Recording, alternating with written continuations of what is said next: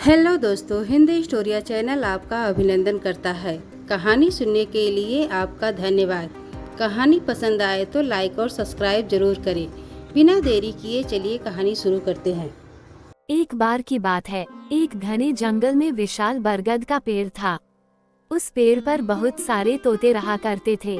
वे सभी हमेशा इधर उधर की बात करते रहते थे। उन्हीं में एक मिट्ठू नाम का तोता भी था। वो बहुत कम बोलता था और शांत रहना पसंद करता था। सब उसकी इस आदत का मजाक उड़ाया करते थे, लेकिन वो कभी भी किसी की बात का बुरा नहीं मानता था।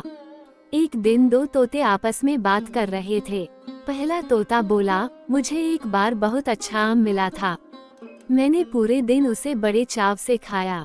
इस पर दूसरे तोते ने जवाब दिया, मुझे भी एक दिन आम का फल मिला था। मैंने भी बड़े चाव से उसे खाया था। वहीं मिट्ठू तोता चुपचाप बैठा था।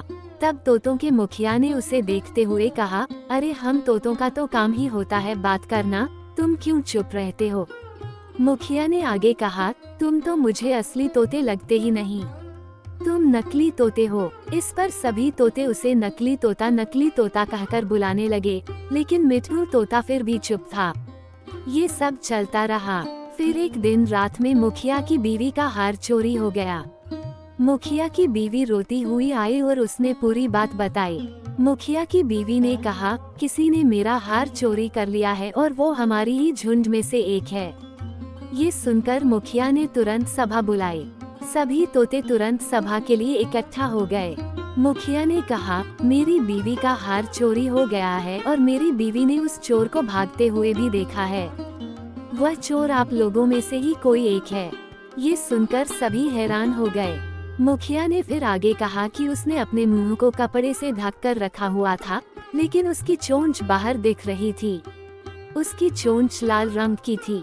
अब पूरे झुंड की निगाह मिट्ठू तोते और हीरू नाम के एक दूसरे तोते पर थी, क्योंकि झुंड में केवल इन्हीं दोनों की चोंच लाल रंग की थी।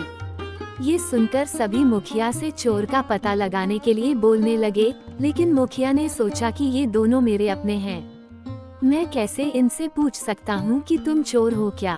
इसलिए मुखिया ने एक कौवे से इसका पता लगाने के लिए मदद ली। असली चोर का पता लगाने के लिए कौवे को बुलाया गया।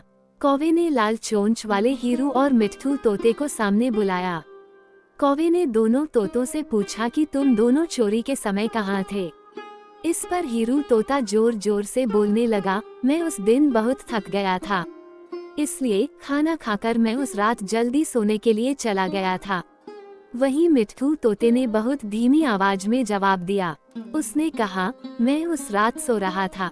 इस बात को सुनकर कौवे ने फिर पूछा, तुम दोनों अपनी बात साबित करने के लिए क्या कर सकते हो? इस पर हीरू तोता फिर बड़ी तेज आवाज में बोला, मैं उस रात सो रहा था, मेरे बारे में सब जानते हैं, ये चोरी मिट्ठू ने ही की होगी, इसलिए वो इतना शांत होकर खड़ा है। मिट्ठू तोता चुपचाप खड़ा हुआ था।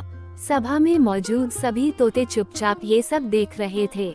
मिट्ठू तोता फिर धीमी आवाज में बोला, मैंने ये चोरी नहीं की है। इस बात को सुनकर कौवा मुस्कुराकर बोला कि चोर का पता लग गया है। मुखिया के साथ साथ सब लोग हैरानी से कौवे की ओर देखने लगे। कौवे ने बताया कि चोरी हीरू तोते ने की है। इस पर मुखिया ने पूछा, आप ये कैसे कह सकते हैं? कौवे ने मुस्कुराकर कहा, हीरू तोता जोर जोर से बोलकर अपने झूठ को सच साबित करने में लगा था, जबकि मिट्ठू तोता जानता है कि वह सच बोल रहा है, इसलिए वो अपनी बात आराम से कह रहा था। कौवे ने आगे कहा, वैसे भी हीरू तोता बहुत बोलता है, उसकी बात पर भरोसा नहीं किया जा सकता है। इसके बाद हीरू ने अपना जुर्म कबूल कर लिया और सभी से माफी मांगी।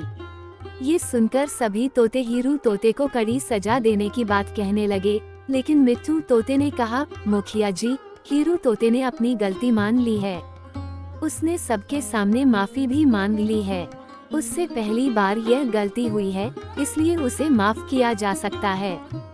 ये बात सुनने के बाद मुखिया ने हीरू तोते को माफ कर दिया। इस कहानी से हमें ये सीख मिलती है कि कभी कभी ज्यादा बोलकर हम अपनी अहमियत खो देते हैं, इसलिए जरूरत के समय ही बोलना चाहिए।